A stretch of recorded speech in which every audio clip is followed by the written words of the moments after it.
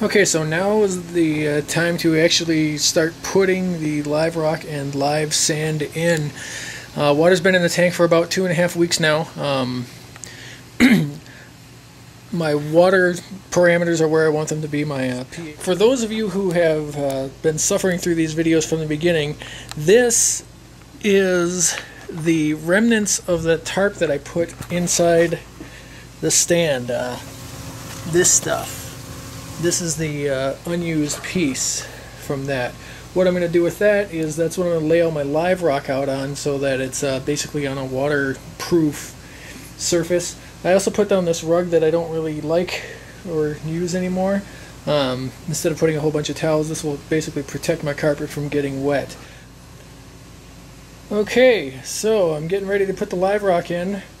What I've done is I've laid out all my live rock on this tarp. It wasn't easy, it barely fit. We're looking at, I want to say, 230 pounds or so of live rock, give or take a couple pounds. For my substrate, I'm going to be using this stuff by Carib Sea. This particular is the Fiji Pink. I've got, is that 5 bags plus a 40-pound bag, so about 140 pounds of this live substrate. This is the stuff with the actual liquid in it.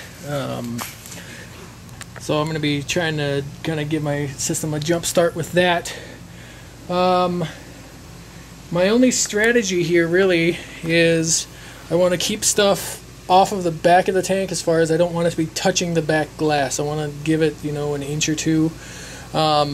My last tank, my live rock was stacked about this high. I'm probably going to stack this a little bit higher. I'm dealing with almost 100 pounds more live rock than I had before, and now I'm dealing with less space. I may not use all of this, but I'm going to give it a shot. One little hint that I did beforehand, I got this this heater in here. Got that turned pretty far up because I want this water to be warm as I deal with this. I just put this piece of live rock in there because it was lonely, and the tank was lonely without any rock in there. So I'm going to take off all the lights and the top and everything and get started on this. One thing I'm doing different this time, I'm going to be putting in the rock first, and then I'm going to be putting in the substrate. Every time I've tried this before, I put in the substrate first and then put the rock on. Everything I'm reading, and I'm talking to some people in my local fish stores, and they're saying, you know, it's better to get the rock down first. And I understand for, you know, things like burrowing under there and destabilizing your setup. I'm personally not excited about this because I like the idea of the sand being able to kind of cushion and let me position things a little bit better, but that's what I'm going to try. That's just my plan. It probably won't go according to plan, so stay tuned. I'm going to try to put some time-lapse video on this as I try to figure out how to place all of this stuff. I'm going to try to make lots of caves and caverns and arches. Well, maybe not a lot of arches, but places for fish to hide. I think they'll just be happier that way. So wish me luck.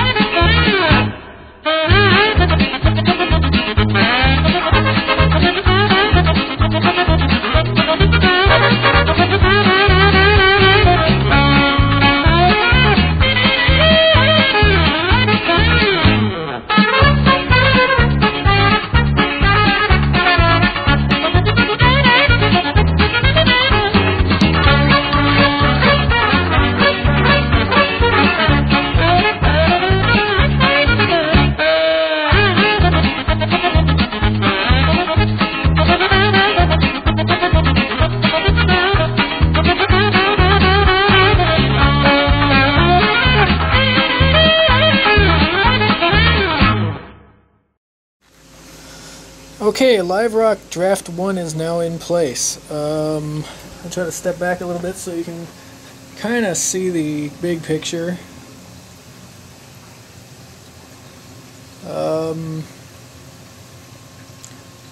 My tank seems to look bigger than it used to versus my old Aquascaping setup. I really liked how I did it before.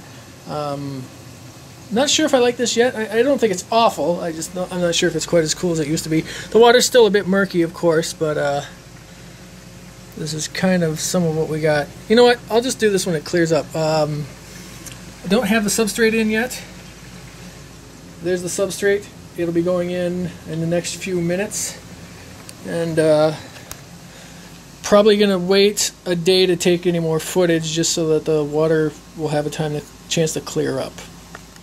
Okay, last video of the night. I have put in my live sand. I've put in about 100 pounds at this point.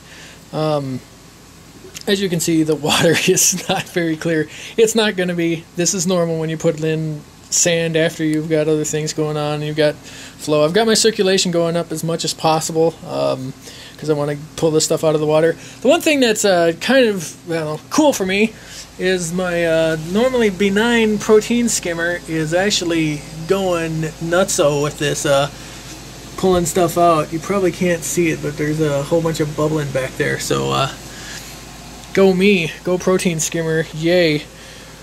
I expect this will still be mostly cloudy in the morning. Geez, I sound like a weather forecaster. I will try to take a video in the morning. Happy Thanksgiving, everybody. So I've actually got the Live Rock in place and the water has cleared up. This is not my final Live Rock configuration. I have decided I'm going to add probably another 15-20 pounds, but this will kind of give you an idea of how I have it set up. So, and this is not the last place for this impeller either. I just got it here to kind of blow some of the settling the substrate off the rock. So here's a quick tour. So we've now I'm going to back up.